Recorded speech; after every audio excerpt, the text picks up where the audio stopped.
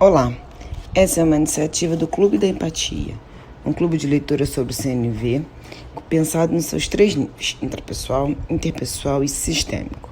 Eu sou Thalita Garcia e hoje faremos a leitura de fragmentos do livro Pequeno Manual Antirracista, de Djamila Ribeiro, da Companhia das Letras. Capítulo 8. Questione a cultura que você consome. Djamila inicia o capítulo dizendo que é sempre perguntada sobre apropriação cultural, mais precisamente sobre o uso de turbante por pessoas não negras. Em primeiro lugar, é importante dizer que o debate sobre apropriação cultural não deve ser reduzido a poder ou não usar turbante. A discussão pertinente é aquela que denuncia o quanto culturas negras e indígenas foram expropriadas e apropriadas historicamente. Nos processos de colonização, a visão de cultura do colonizador foi imposta, enquanto bens culturais eram saqueados. A questão crucial desse debate é que o interesse pela cultura de certos povos não caminha lado a lado com o desejo de restituir a humanidade de grupos oprimidos. Assim, muitas pessoas que consomem cultura negra não se preocupam com as mazelas que a população negra vive no país, ou ainda não se importam com o embranquecimento dessas culturas. Outro ponto importante é perceber em que medida um elemento cultural foi esvaziado de sentido.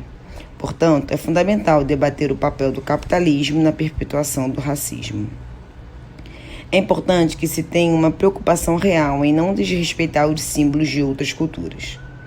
Para isso, deve-se nutrir empatia pelos diversos grupos existentes na sociedade, um processo intelectual que é construído ao longo do tempo e exige o comprometimento. O debate sobre racismo se mostra urgente quando falamos de mídia e de acesso a recursos para produções audiovisuais.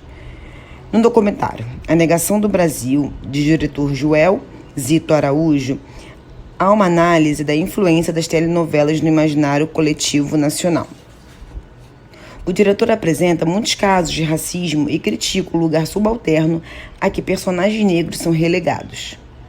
Para além da reivindicação justa por representatividade, também se deve questionar o modo como estamos sendo retratados.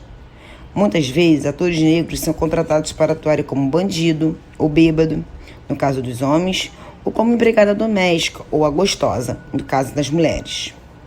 O professor de Direito Antidiscriminatório, Adilson Moreira, identificou os elementos do que ele chama de racismo recreativo, um mecanismo que encobre a hostilidade racial por meio do humor.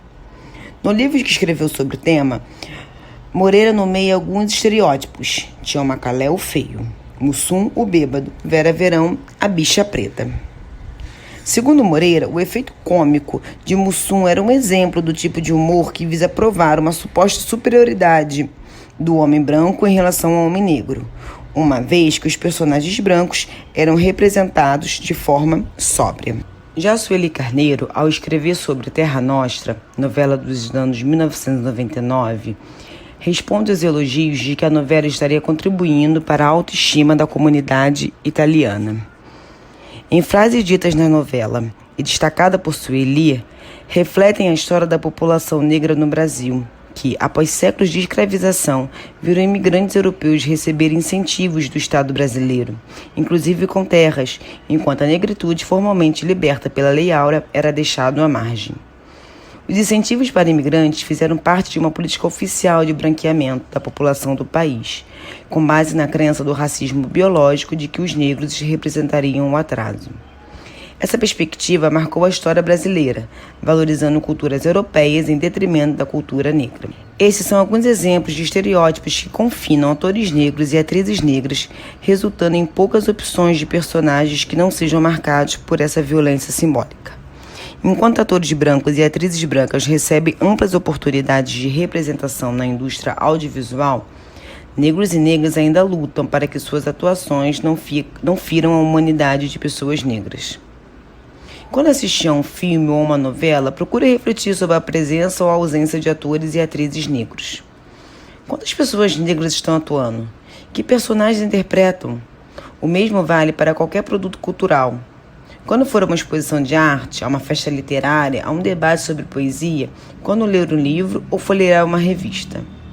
Você está fazendo o que para contribuir para a luta antirracista?